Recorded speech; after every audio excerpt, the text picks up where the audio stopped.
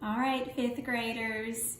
This is part 2 of the Explorer drawing, and it has to do with adding texture to the drawing. Many of you have done a wonderful job so far, and that is very evident in your work. Some of you are still doing a great job getting it completed, finishing coloring.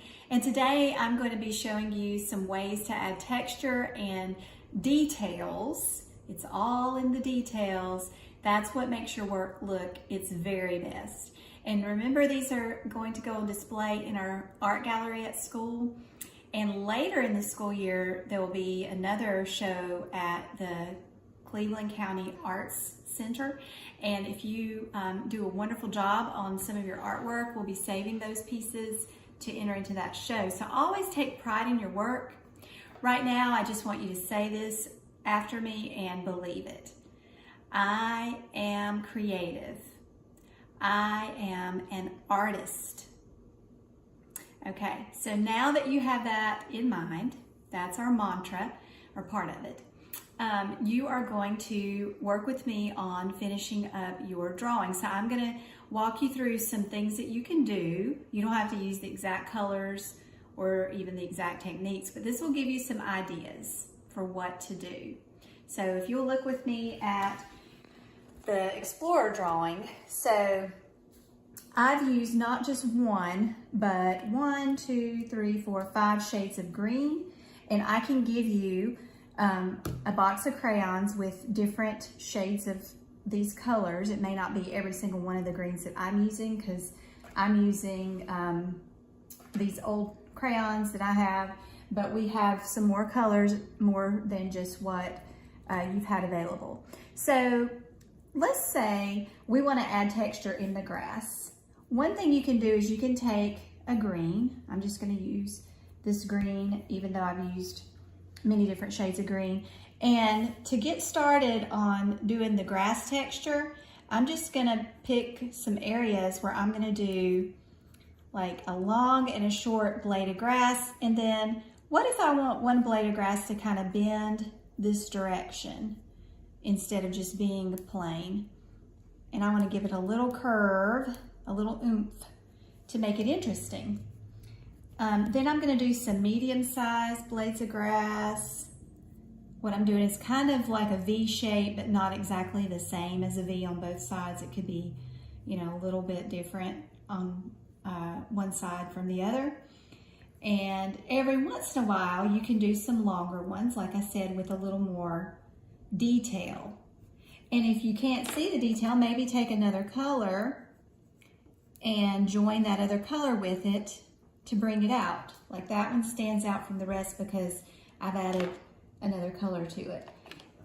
We were able to use a combination of markers, so you could lightly, you know, go over it in marker. That's another option if you want 1 or 2 or 3 or more grass blades to stand out.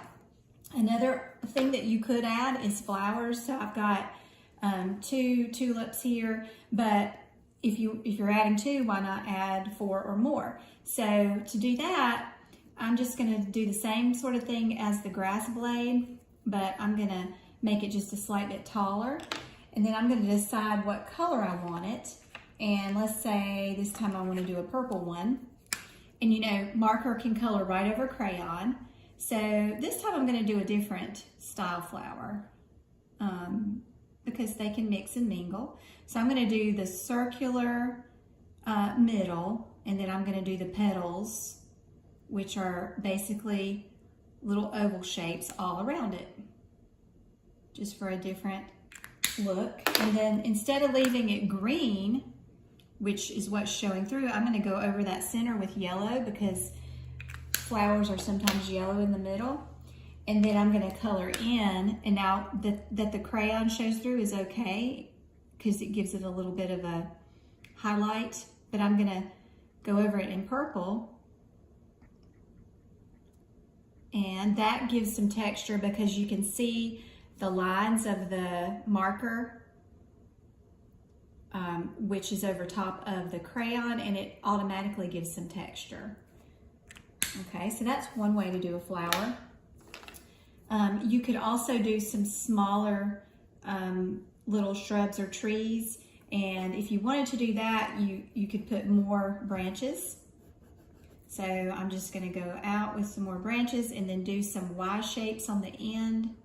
This will be kind of like what we call a deciduous tree, which is the kind that leaves fall off of in the fall.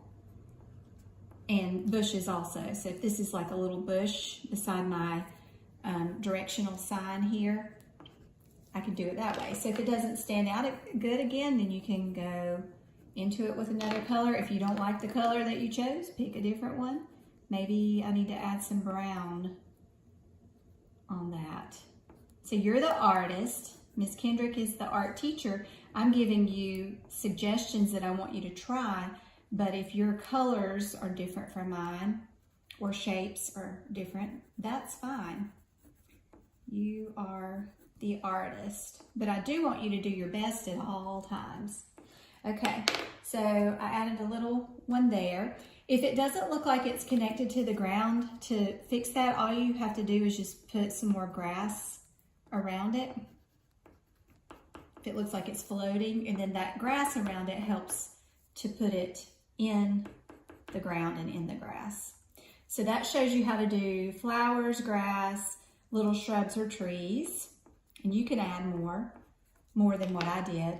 On the pathway, we talked about stippling, which is a technique where you lightly tap with either a crayon or, everything's rolling forward, a marker. And now see how pointed the tip of my marker is? You want to keep it that way. So you're not stabbing the paper, you're gently tapping. And you could do groups of these. So let's say I want to do a group of little rocks or pebbles here. And then I'm going to skip up here and do a group here. And then you don't want them all to be in the same, you don't want to keep going the same places all the time. So skip around, do a few here and a few there. And making them have variety is important. So some a little bit smaller, some a little bit larger. You could do a larger rock or pebble there. One or two scattered about. And they don't all have to be the same shape either. But the path, even though you might have colored it brown, you can still go back and add texture with markers or crayons. And then, of course, the pathway, as it gets smaller and goes farther away, things will be smaller, so you don't want to do as many details like the larger pebbles that are in the foreground or middle ground. As it goes back into the distance, they get smaller and smaller and less easy to see. And then those evergreen trees that we did, they're colored green with a green marker, but you can color on top of it. You can put in a variety of green just for some lights and darks. Lights and darks are known as values in art. And it doesn't show up all that much, except when you look at the picture overall, you can see that there's value. There's lights and darks, not just all one tone. And the little trees back in the background, if you have trees or anything else back there, they're going to be smaller and less detailed. The ones up front are larger and more detailed. The grasses in the middle ground, remember, everything comes together. The land and the sky should meet. There's no white empty space there. That was what you did and what everybody does, not just you, but everybody, when they're really young, they have ground here, leave it white with people and animals or whatever they put, their house, and those are really cute. And then they have a strip of sky, and those are super duper cute. But as you're getting older and your brain develops, you come to understand that the earth is curved and that the sky appears to meet the land, so we're going to let them meet. That's why I don't have any empty white gap there. The sky, you can do whatever you want in the sky, with the sky. I blended blue, like a sky blue, but any blue will do. And then I blended in some orange, yellow, pink. Yeah, and if you get in a hurry, you'll bend your paper. Try to keep your paper unwrinkled. And then I did a sunset. I suppose it could be a sunset right there. Well, here's a little trick. If it is a sunset and the sun is going down behind the mountains, those areas are going to be a little bit darker where the sun isn't right on top of them anymore. So where these mountains overlap and the sun is going down, I'm going to darken that just a little bit for a shadow effect. So your drawing might have looked great, but adding these little details, it really gives it more interest and pizzazz. Just little details like this. And then right where they overlap, I'm going to make it the darkest. There's a technique in drawing called hatching. So when lines go one direction side by side, it's called hatching. When they cross over each other, like I'm doing in this area, that's called cross hatching. And that's a way to give texture as well. Okay, so that just gives a little shadow there at the foot of the mountain for a detail. And then you'll see that little flower way back in the background is not as detailed as the ones up front, and it's smaller. So that's perspective. We talked about hair. So in our guide, if you haven't already put texture in your hair, this shows you some techniques. You can do the broken line technique. You can do the wavy line for curly or wavy hair. For longer hair, you can do more of the same. You can do an updo, whatever, a hat, and it shows you the lines that you need to draw in order to get those to look like that. Straight hair, you're going to use straighter lines, but still some curves. Ponytail, short hair, it's up to you. And then finally, I'm looking at this photograph of a forest for some more inspiration. So do you see how the light is shining? So it's dark. We talked about the shadow, which I just showed you. But where the light strikes, you can see that sunshine coming through the trees. It's brighter. So what if you took a yellow and where it would be brighter, you could just add in just a little bit of light rays, not too much. And if you have a sun, whether it's up in the sky, farther up than mine, or down below, what if you put some light rays coming from it? And you don't want to make it look like they're all exactly the same, because light rays can be, you know, various shapes and sizes. Okay, so I hope that gives you some ideas. Now, what if you are done with the Explorer drawing? So the ones that are done are, in general, they are hanging up in the hallway in the art gallery for 5th grade. Don't forget to sign your name in the bottom corner. We do it in the bottom corner because that's the best place to sign finished artwork. Even if your name is already on the back, please sign it in the bottom front corner neatly.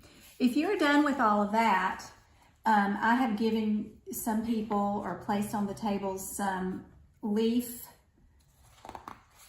templates, which means the leaves that I want you to work on.